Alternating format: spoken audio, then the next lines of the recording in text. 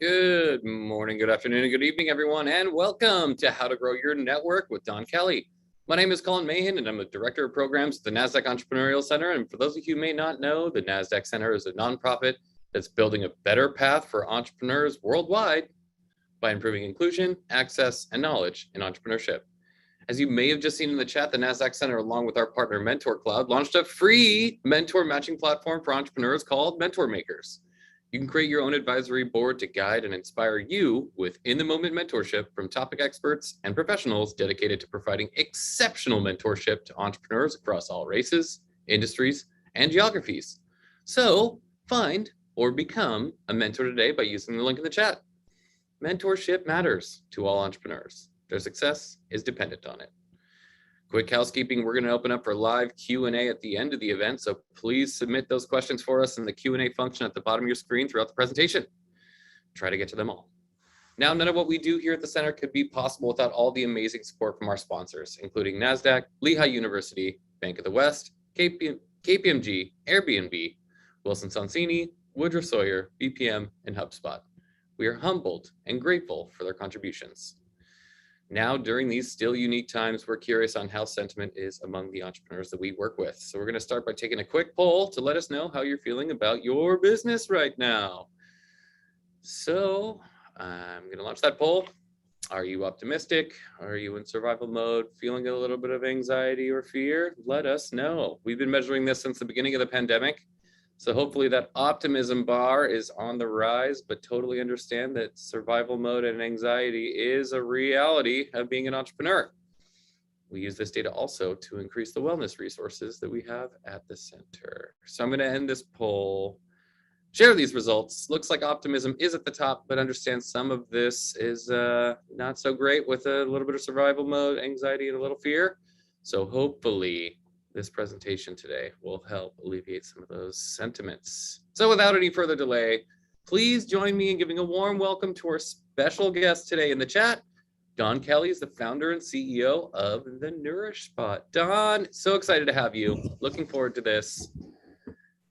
Thank you so much, Colin and Nasdaq Entrepreneurial Center for having me today. Let me share my screen. Well, good luck, and I'm looking forward to learning more. Yes, I'm looking forward to sharing all my tips and strategies with the wonderful participants that joined us this afternoon. So everybody, I'm Dawn Kelly. Hopefully you have had an opportunity to read the profiles of entrepreneurship. But just to let you know, I am the founder and CEO of the Nourish Spot, which is a fresh and healthy plant-based smoothie, salad, and cold-pressed juice bar located in Jamaica, Queens, one of the 5 contiguous boroughs of New York City. And today, I have the pleasure of sharing with you how I have cultivated my special circle of friends and reciprocal relationships. So the first thing I wanted to ask everyone is, I wonder how many of you are gardeners. I thought about gardening when approaching this subject because gardening is analogous to growing your network. When you garden, plant your favorite flowers or your favorite bushes, you have to clean the site. You have to dig a hole. You have to obtain the actual plant. You have to water the seedling. You have to remove the plant. If you have it in a small pot, you have to remove it from that small pot and put it in a bigger pot. You have to cover the roots with soil. You have to fertilize it often and clean around it. You have to pack the soil, and then you have to water it often, and you have to protect it. And the reason why I'm starting off our presentation around gardening and planting your favorite flower is because I wanted to put a picture in your head of just how easy it possibly can be for you to grow your network, and how you are the most important subject today. So the first things first, when you're going to move the next one, when you want to start a network, you have to first initiate contact. And the only way to initiate contact is you got to get up, you have to dress up, and you have to show up. You have to be in the room, whether it's virtual or in person, to initiate contact with anyone. And so I'm going to give you a couple of tips on how I do that, both virtually and in person. And so since we've been in the pandemic and most of us have been meeting people virtually, I'm going to start there. The first thing that I would say is when you come into a virtual room, as this one, you go into the chat and you introduce yourself and your business. You put in any preferable links or contact details that people would use to contact you. Additionally, you engage in the conversation, whether it be through questions, whether it be through asking the other individuals, the other participants in the room through chat questions. And at in-person events, it's a little bit trickier. So the first and foremost thing at in-person events, you have to be present. So many of us, myself included, we have our cell phones and they're kind of like attached to our hand. But when you are trying to initiate contact with a new individual, you have to be present. And so I'm going to say to you, it's important that you either put your cell phone away so that you're not distracted by it and don't feel the need to respond to a text or to a phone call. Additionally, if you attend an event and you already knew who was going to be there, and you had your one or two individuals that you set your intentions to meet, another way to get information about who's in the room is to ask for a seating chart. Now, I have used this tactic for over 20 years. Whenever I approach an event and I don't know who's in the room, I go to the sign-up desk, I ask them to see the actual seating chart, and I do a quick scan of the individuals there so that I can decide who in the room I want to make contact with. And now I have an idea of where they're sitting. So that's another tip for you to use. Additionally, sometimes we collect business cards from individuals. And as technology changes, I know people are tapping phones and things of that nature, but depending on your age range, people might still be, or where you are in the country, in the world, people might still be giving out business cards. So one of the things that I would suggest to you is, one, don't just take somebody's business card and just throw it in your pocket. Make sure you look at it. If you're in Japan, definitely make sure you take the time to look at the business card, read the name, read the company so that you have an idea. That sensitizes you to the people who are giving you the business card. In addition, here's a real good tip.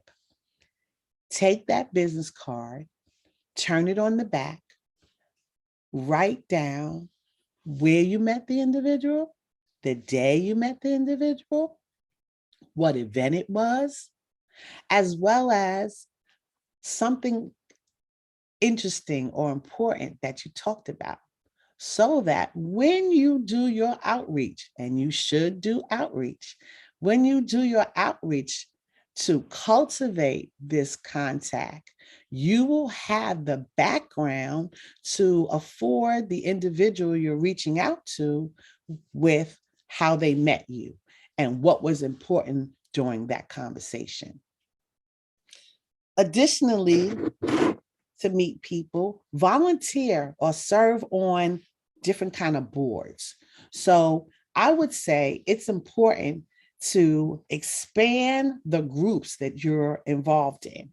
So if if you're not part of any entrepreneur community, for men, if you're not part of a men's group, or women, a women's group, any nonprofit organizations, I say get involved. Try to join an organization that aligns with your business or some personal or professional interests you have, so that you can meet people in those places. Because again, if you're not in the room, there's no way to initiate the contact. And remember this, a lot of times, some of us believe that we don't have anything to offer the other individuals. I'm here to tell you, we are all special and we all have something to offer another individual. You just have to take the time to think.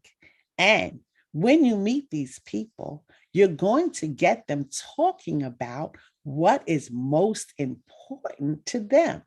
And so once they tell you what's important, then your passions, your expertise, your skills will raise up, and you'll be able to decide what you can rely on and use in order to help them achieve whatever goals and objectives that they've set for themselves. So I'm going to give you a little story real quick before I move on to how you cultivate this relationship. So when I was in the second grade, I met a woman by the name of, well, I met a little girl by the name of Rosalind Spigner. Rosalind Spigner and I are still friends to this day. And because of our close friendship, she has been helping me at the Nourish Spot.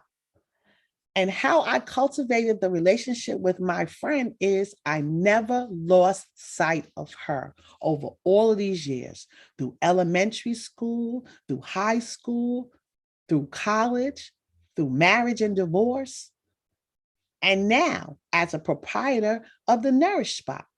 And so because I always kept up with Rosalind, I always made sure I congratulated her on milestones.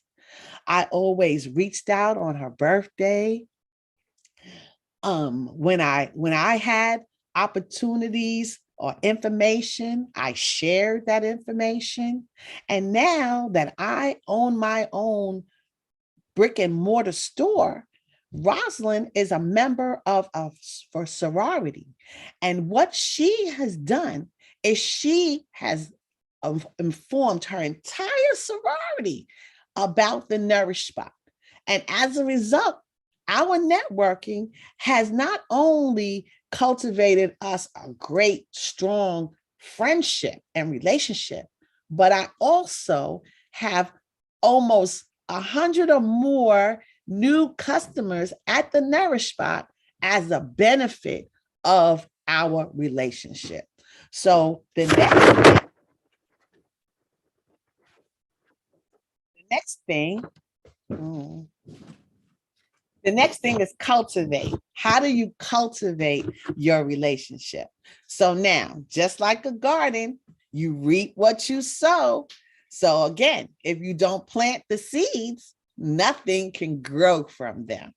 And so how do you cultivate a relationship? Number one, as I mentioned earlier, you serve as a conduit to information, insight, meetings. You make recommendations and referrals for individuals.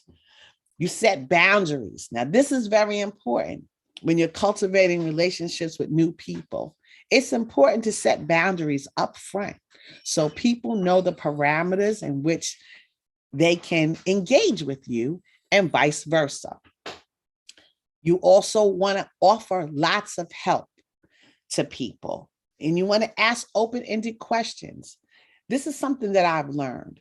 Whenever I meet new people and I maybe invite them to lunch or for a cup of coffee, I ask lots of questions about them. I don't talk a lot. I listen and I learn what's important to them, what's top of mind for them, what issues that they're wrangling with, what challenges they're trying to meet, what assignments they're looking to execute, new books they're reading, maybe movies they've seen. And I'll tell you this, even information about their family, their children, maybe their spouse or partner, because all of these things are important to these individuals. And if you are trying to cultivate a relationship with someone else, you must showcase, you must demonstrate the ability to be kind and to remember the important moments in people's life. In addition, you want to show up every single time. So when you're meeting people and they say, oh, I'm being honored tomorrow, or I'm giving a presentation today, you want to show up for them.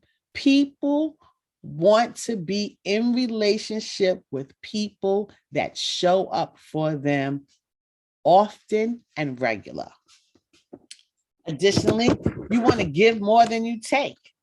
You know, lots of times people always have their hands out looking for what somebody can do for them instead of what you can do for others. It's all about service. It's all about service to others and helping people execute and achieve their goals and objectives. And one thing that's really, really important that I found is confidentiality, because building trust is kind of like the foundation of cultivating strong, long-lasting relationships. And if you are not someone that I can trust, then I'm not sure that I would like to move forward in terms of sharing things that are near and dear to me, things that I'm struggling with, because I will not be sure that you have my best interest in mind. So cultivating relationships is really all about what is in it for the other person. You have to always try to think about, what can I do to make their life easier? What can I do to help them meet their challenges? What can I do to help them meet their goals? And if you help others solve their challenges, you will be top of mind for them all the time. So here's another story about networking. When I was right out of college, I worked for the American Association of Retired Persons. And that's when I first learned how to do public relations, working with a gentleman by the name of Bob DiFilippo, who was the media relations head at AARP. And I worked very, very closely with my boss, Bob, as well as other people in the company. But in 1992, Bob left AARP and he went to work for Prudential Financial. In 1994, I left AARP and I went to work for York College, which is part of the City University of New York. But I never lost contact with Bob DiFilippo and many of my other colleagues at AARP. I stayed in contact with them. Now, this was a little bit before cell phones and text messages, so I was still using snail mail, and that's US Post Office mail.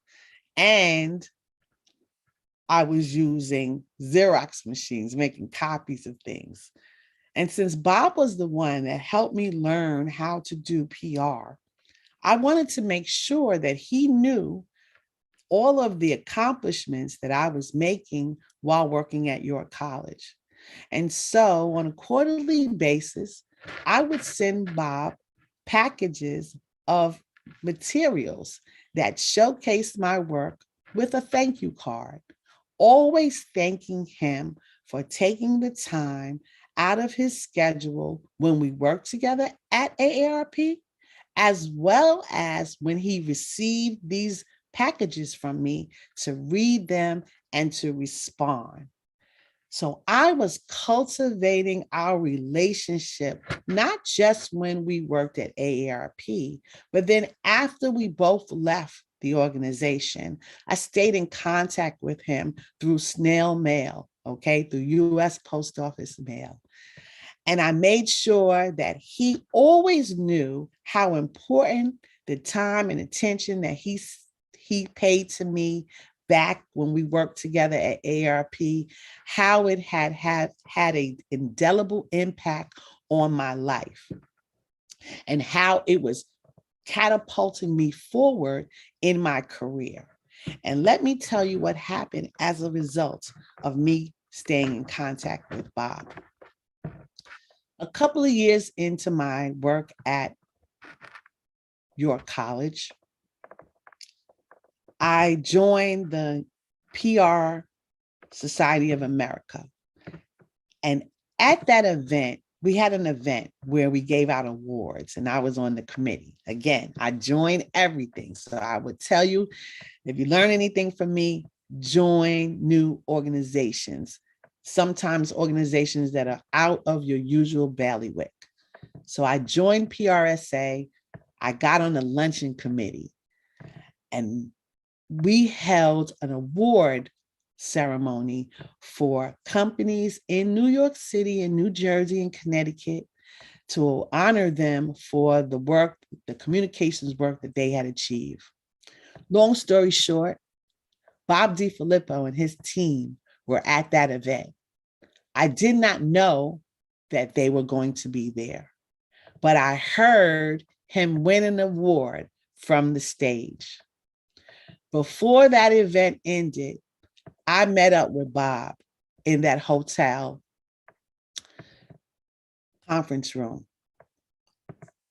Would you believe that less than 3 months later, I started working for Prudential Financial? And I know that it has everything to do with, one, I did a spectacular job when I worked for him at AARP. But also, two, I stayed in contact with him between AARP and York College. And so now to have this wonderful opportunity to now leave York College and go work for Prudential Financial was a benefit of growing and cultivating my network. And I'm really proud that Bob and I are still friends till this day. So it's very, very, very important for you to cultivate your network, for you to make people feel important and special. There's a saying that people may forget what you said, but they will never, ever forget how you made them feel. So please, when you're engaging with others, walk a mile in their shoes. Figure out how you could be of assistance to them, how you could change the trajectory for them, and then do it.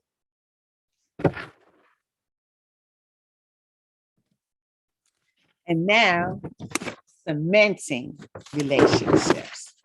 I think that cementing relationships is probably the easiest part because you've already made contact.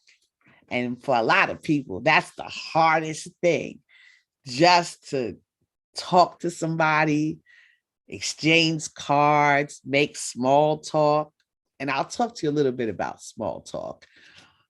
That can make people very, very anxious. But what I'm saying to you is once you get over the initiation, and then you start practicing the cultivation the cultivation strategies, then the next thing to do is to cement that relationship. And you could do so many things to cement a relationship. This is a way for us to mark moments, right? You should leave no stone unturned to ensure people remember you for positivity. And so here's some of my tips. Again, I told you earlier, you have to show up. And sometimes you have to show up when you don't want to. You have to show up when you know that it's important to the individual or individuals you are seeking to engage with. You have to make sacrifices sometimes. And you have to be trustworthy. I'm going to say this again. Trust is the foundation. See, we're talking about cement. So trust is the foundation of this relationship house that you're building. And without it, it will crumble. So first and foremost, again, be trustworthy. Second, in cementing relationships, you have to make time. So oftentimes we all are busy. I'm sure everyone on this call probably had 1,000 things that you could do instead of sitting here and listening to me. However, because it was important to you, you made the time. And that's what you have to do with relationships as well. You have to make the time. And I would tell you some of the ways I do that. So I use LinkedIn a lot. I don't know what social media platforms many of you use, but in order for me to easily manage my social connections, I oftentimes, usually on a monthly basis, I go on to LinkedIn and I actually reach out to my network. I send hellos, I send happy birthdays, I send what are you working on? I may respond to a couple of their posts. I may ask for something because growing networks is not one-sided. It's a reciprocal relationship. And usually when you have continuously helped someone else achieve their dreams and smash their goals, then they are looking for every opportunity to do the same for you. And so that's why it's okay occasionally to ask for what you need from your community of relationships. Additionally, how you cement relationships is you offer advice or referrals upon request. You show sincere respect. So that's another thing that's important. Again, back to the not multitasking and, being on your phone when you're supposed to be engaging with an individual, making sure that you keep your word. So if you say you're going to do something or you're going to show up somewhere or you're going to meet somewhere, you actually do what you say. And you empathize with others. So oftentimes relationships can be made as a result of some situation or challenge.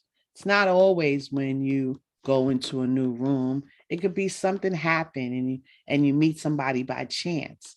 And so a way in which to show that you care is that you empathize with the individuals that you are trying to build a relationship with. And here's some other things. So I often see articles in newspapers or magazines that I think would be of importance to people that I know. So that I'll easily, flip them an email and say, hope you're well. I saw this article. I knew you would find it of interest. Enjoy it. Or I would send a card or something just saying, how do you feel? Other things, invite people to lunch or dinner. We're about to be in the summertime, invite somebody to walk with you in the park and just talk about the challenges that you're facing, or you can brainstorm about big issues that are, flooding your brain and you're challenged by.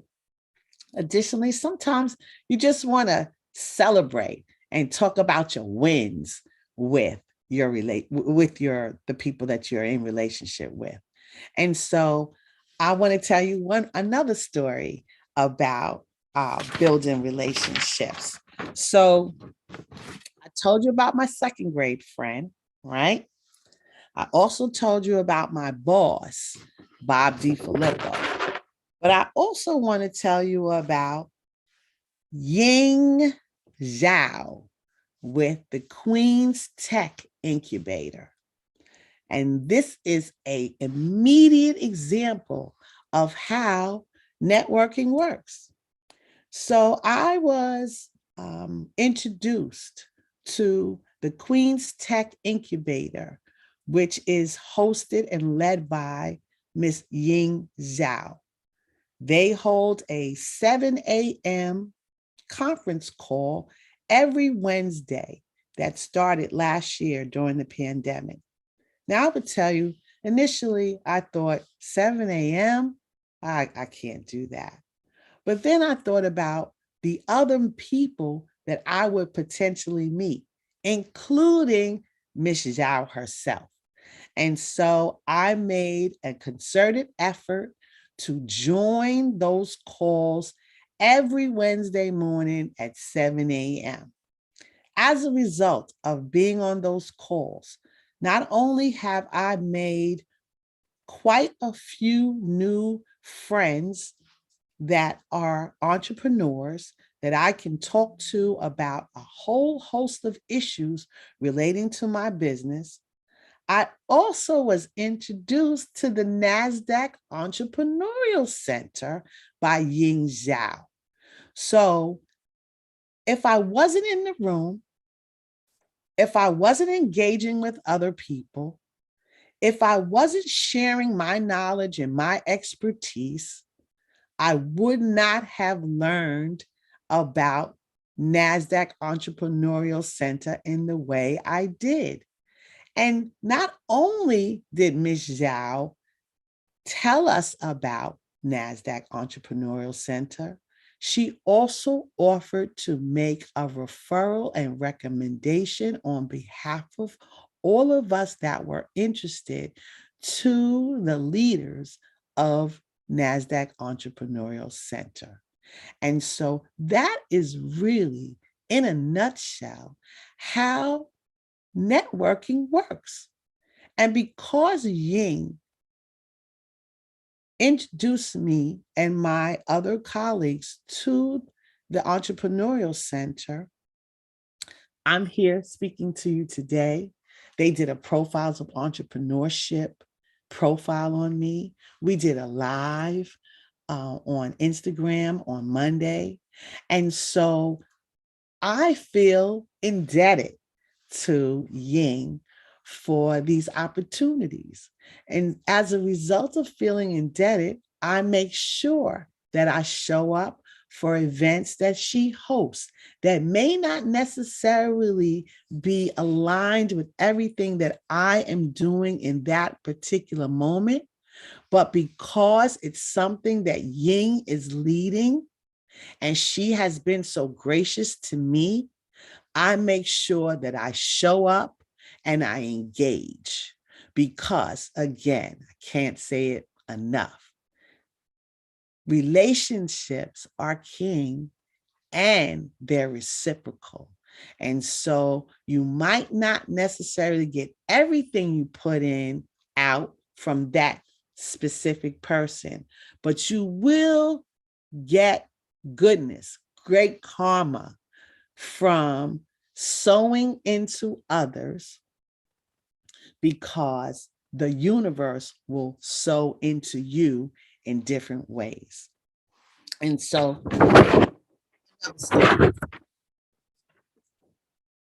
when I was working at AARP, I initially was a secretary, but I wanted to do something different. I wanted to study public relations. And in order to do that, I was already out of college. And so in order to do that, I had to use some different kind of ways, right? Some to learn.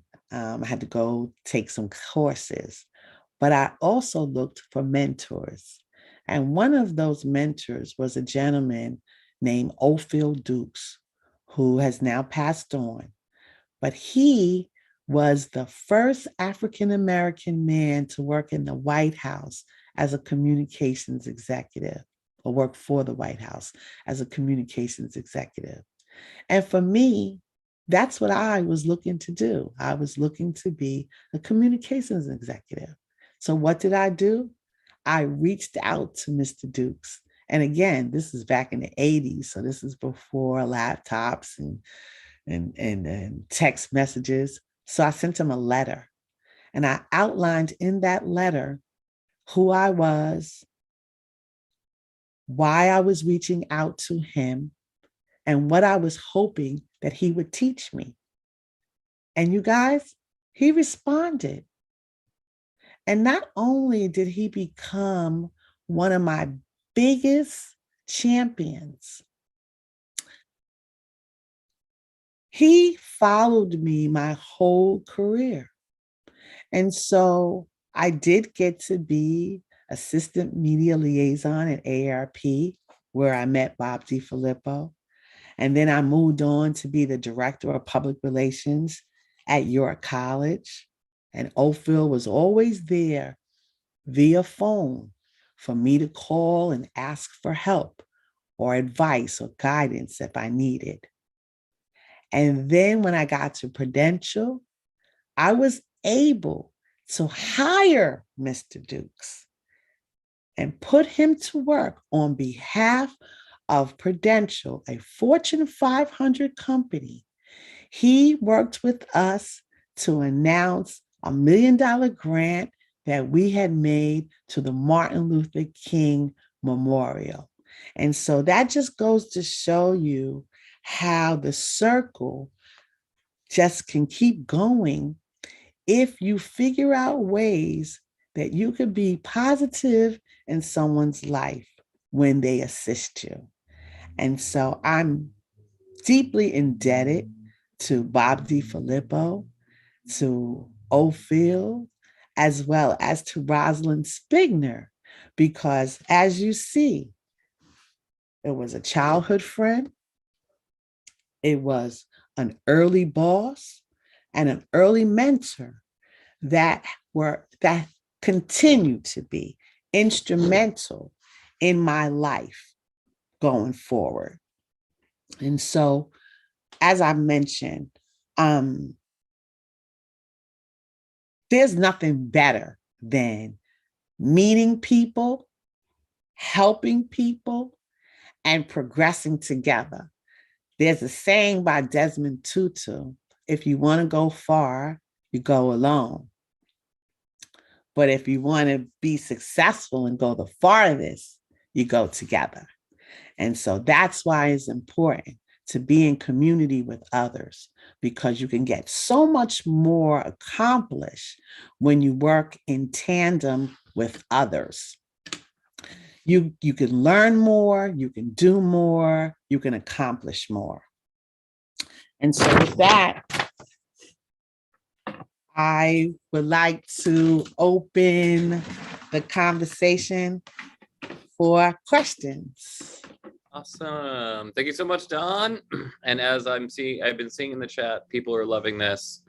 For those of you who haven't dropped your questions in the Q&A box at the bottom of your screen, drop them in for Don. We'll hope to get to them all. Before we jump into Q&A, I have one more poll that helps us at the center understand what programs will help you, the entrepreneurs that we serve, in the future. So just let us know. Is it finance? Is it sales? Is it marketing, scale, pivot, team, or surviving? This data helps me and the team understand where we should be going after for topics over the next month or two. So appreciate you all voting, and get those questions in the Q&A box. We'll try to get to them all. All right. Well, these questions, the poll results are coming in. It's a close race, folks. I'm gonna end this poll. I'll share those results really quick. Looks like finance and marketing are the top of the key. No surprise there, but a pretty good mix along the other categories. Good thing is we have a bunch more coming up that you can sign up for that we'll send you a link for after this session. Everyone's saying thanks, Don. Thanks, Don. Thank you so much. All righty, Don, my rock star for the day. First question. So how do you contact a networking connection once you have a business card? Example is, do you email them, call them, or connect on social media? Well, what I usually do is I actually use LinkedIn first to, I kind of like say, collect the person, right? So I want to make sure that they're in my network. So I usually will take the, next day, or, depending on what time I get home, but next day I will go onto LinkedIn and I will actually send the individual a LinkedIn invite. And in that invite, I put a little note that outlines how we met, what was important, and that I'm looking forward to staying in contact with them going forward. Awesome. That's smart. Quick poll in the chat. How many of you have received a business card in the past 3 weeks? I have not. So let me know in the chat if business cards are still a thing. A lot. Okay. Because I'm not even carrying one on me right now. If somebody wanted my business card, I would just give them my email or LinkedIn. Let's see. Hi, Don. Fantastic presentation. Do you have a target number of new connections or outreach attempts to make per week? Well, actually per day. So I like to try to meet at least 2 people new per day. And I would tell you, I'm an overachiever. So whenever I'm on these virtual chats, I'm really looking to meet people, make connections that I could take offline. So I'm going to save this chat so that I could reach out to some of the people that I don't know later on. Radical. Let's see. Quick question. How many people would you estimate are in your network? It's huge, you guys. And I'm so excited about it. It's really huge. Like on LinkedIn, I think it says over 500. I know it's way more because there's so many people that I still have old Rolodexes. So I make you laugh. This is a Rolodex. Hey, I know that. I'm not. All right. So I have phone numbers everywhere in notebooks, on LinkedIn. I would say this. A lot of people collect things. I collect people. I love people. I love to learn new things. I love to meet new people. I love to eat different foods. So I have lots of connections and in all different lanes, because you just never know who you might need as a business owner, and even as an individual. You just never know what kind of services that you would be looking to leverage. And so that's why it's important to have a vast network. I love that. And I heard a venture capitalist and friend and mentor who's much smarter than me say once that your network is your net worth. Oh, that's you. Listen, you took that. That's one of the things that I used to say all the time when I worked at Prudential. So I learned that. I learned that early in life at AARP about how your network could affect your net worth. So it said that you're the smartest of the last 3 people that you hang out with. So it's important to hang out with people that make you smarter. It's important to be around people that can sow into you new and different information that can help you grow or help your business grow or expand, to help you think differently about a situation or a problem or challenge. Yep. And I guess I'm full of taglines today, but I've also heard from a bright person that if you're not learning, you're losing. Listen, the way I say it is learning is a lifelong journey. So I already mentioned that I'm, an older lady, and I would tell you that the thing that makes me most excited is learning new things. You know, when I first started in my career, we were using typewriters and Xerox machines and snail mail, postal mail, right? But in order to grow and adapt and to stay relevant, I had to learn new things. And I seek out the opportunity to learn new things each and every day. That's amazing. And for those of you who are getting exhausted by the digital marketing formats, I think direct to mail is actually coming back in some industries. I get excited when I get mail. I usually just get junk all the time or bills, but if somebody actually spends some time to send me something, I'll open it and read it. I would tell you, Colin, that one thing that I have often received great thanks for is I do own beautiful card stock with my initials on it. And depending on the situation, I will send a card to people because I know, just like you said, it's memorable, and you want to do things to make you memorable to others. And because most people don't ever receive, card stock, thank you. I've seen my cards actually stuck on people's walls because they're so shocked to receive them. That's nice. And I'm going to drop this link in the chat while you answer this next question, because we had a gentleman who's good at direct mail marketing who did a webinar with us. So I'll drop that in a moment. But Dawn, how do you deal with anxiety and fear when meeting new people? I don't have that anymore. I used to have anxiety and fear. And I would tell you that a mentor told me this one day. So when I first started in my career, I was often the only woman in the room. I was often the only African-American woman in the room. And so I was always kind of like the odd man out, right? And so it was either sink or swim. And one of my colleagues told me, she said, because I asked her, I was like, aren't you afraid when you're in the room with them? Like, how do you find your voice? And she said, and this is going to make people laugh, but it's the truth. She said, I picture them all naked. She said, because when we're all naked, we're all vulnerable. And that really is the crux of the matter. Everybody is afraid.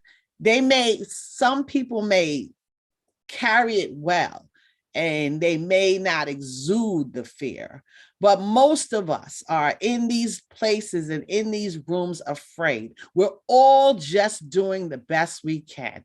Okay. And so that's what I would tell everybody. Just come with your best self. Just be you, be authentic. And then you don't have to be afraid. So I'm a WYSIWYG. What you see is what you get. And I don't change who I am depending on the room that I am. I appear in rooms and spaces the same way I am at home. And so that's what I would say to people. Don't be afraid, because as long as you're being you, there's nothing better. Love that. And I'm already a big fan of you. So that is definitely a real thing that we've experienced over our time together. Let's see, another question. How can we move beyond overextending ourselves within their network? And Laura, feel free to give me more on that, but I'm guessing that's on how do you not ask too much of the people in your network? Well, I mentioned that earlier about boundaries. So I do think that people should have boundaries. And I would tell you that I have boundaries, and there are some things that I won't, there are some things that I will do out the goodness of my heart, but then there are some things that have a cost associated with them. And so I'm very clear about those things when I am speaking with others, because I've been doing, I've been an entrepreneur for about 5, 6 years now, but I've been a PR and communications executive for over 35 years. And so people will come to me and ask me for advice. And, maybe the first or second time, I have no problem giving advice. But after the third time, we need to talk about how we can monetize my guidance and instruction. What an adult business relationship looks like. Let's see. Kiala, I hope I'm pronouncing your name right. I've got a quick answer for you around mentorship, and this is also a public service announcement for everybody else. If you'd like to get a mentor, but somebody that's affordable, check out Mentor Makers. It's a That's right. mentor matching platform that we have on our website. You can get mentors for free. Another question here: how do you keep track of everyone if you have so many on your list? Oh, well, see, LinkedIn is really easy because they're all there by alphabetical order. And then how do I keep track of people? It's up here, back to what I said earlier. It's a reciprocal relationship. So those people, and there's a woman that's on this call right now. Her name is Brenda's Wineglass. Okay. We have a reciprocal relationship. Okay. She does for me, I do for her. I'll never forget her, and she'll never forget me. And the same thing goes for Rosalind Spigner and Bob DiFilippo. Old Phil's not here anymore, but these are people that they sold into me. I never forgot. Because when people treat you well, and people leave you with heartwarming memories, you don't forget them. That's hard to do. Mm-hmm. And in my experience, people who will do exactly what you do, which I think is very good advice, who check in to let me know when good things happen, when bad things happen, or just seeing how I'm doing versus just always asking me for something. Exactly. If I only get asks, you're probably not on my top 20 list of letting people know when things happen. That's just the honesty of it. But that's just how the world works. No, and it's true. I mean, and one hand, one hand washes the other. And then another cliche I'm going to tell you guys that my mother always taught me.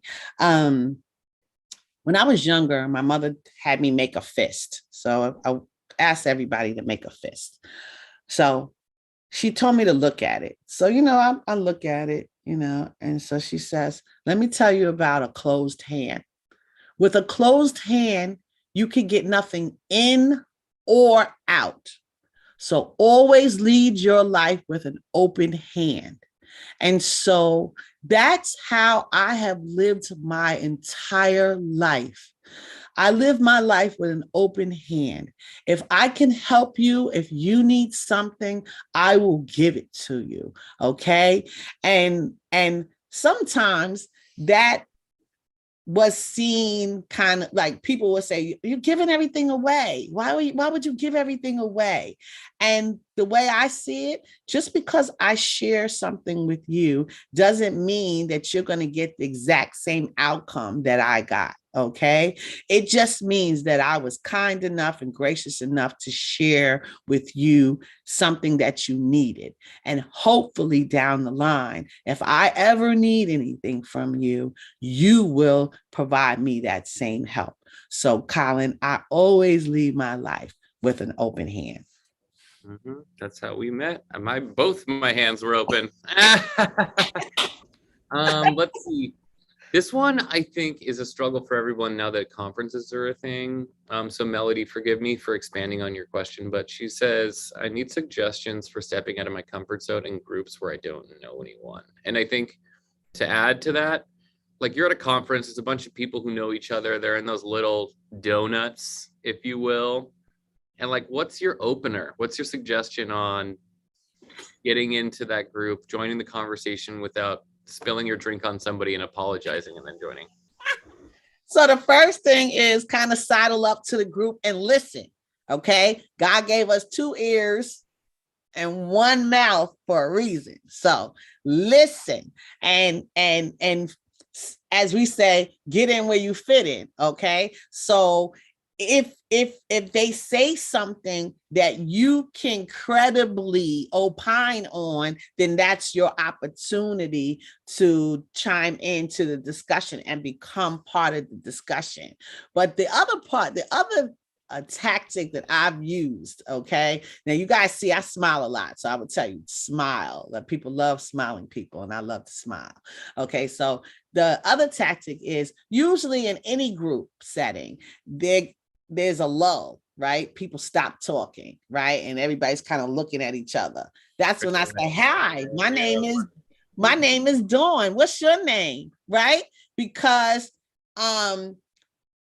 the first way of meeting somebody is at least sharing name contact. So I really just go in and say, hi, my name is Dawn Kelly. I own my own juice bar, how about you? What do you do? And people love to talk about themselves. So if I tell this group anything, just get people talking about themselves and listen. I know sometimes it can get it could become a lot, but just listen, take notes, because the next time you see that person or the next time you speak with that person and you're able to parrot back some of the things that you heard them say in that initial conversation, you will cement your relationship and they will want to be a friend of yours and help you achieve your goals and objectives. I love that. Don, we're almost at time, but let's try to get to one more. I struggle to remember the names of the new people I meet at events and then see them again. I think all humans have this trouble, but any tips for remembering names? Yes, this is okay. So I learned this tip a long time ago. Don't laugh, everybody, but it works. Okay. So when you meet somebody, I need you to look at their face. Just look really carefully at their face and then attach their name to something on their face. Something. Okay. So, and say it 3 times under your breath. You don't have to say it out loud so people don't think you're crazy. but when you meet somebody, say their name 3 times, repeat it to yourself, and then look at their face and attach the name to something on their face, their hair, their earrings, whatever. Attach the name to their face. That's how I remember them. But in cases when you don't remember people, we're in a world with what? How many? 30 million? How many people live in the world? I don't know, but 300 million. So it's okay if you can't remember somebody's name. What you say is, hi, my name is Dawn. I know we've met before, but I can't remember your name. That's honest. Be honest in your relationships. Be authentic in your relationships. That is what is going to win for you. What a takeaway to end the day with. Dawn, thank you so much for sharing your wisdom with our community. Hopefully everyone gets to go out and use these tools and tips to expand their network. So Dawn, so gracious on behalf of everyone on our team and everyone in attendance. Thank you so much for joining us. Thank you, Colin. And can I say one thing? Come. Let us nourish you at the Nourish Spot. We are located at 10705 Guy R. Brewer Boulevard in Jamaica, Queens. You can follow us on Instagram, Facebook, Twitter at the Nourish Spot. Okay, come on to New York and see about us. We'd love to have you. Don, if I ever end up in New York in the next 6 months, I'm hitting you up for sure because I love you. And yes. I'm a huge fan of you. So thank you so much, Dawn. And for everyone still online, thank you all for attending. We hope to see you on our future programs. So check those out in our follow-up. The recording will be available to this later. So if you want to share this out with your friends, please do so. But thanks again, everyone, and hope you have a great rest of your day, afternoon, and week. Thanks again, everyone.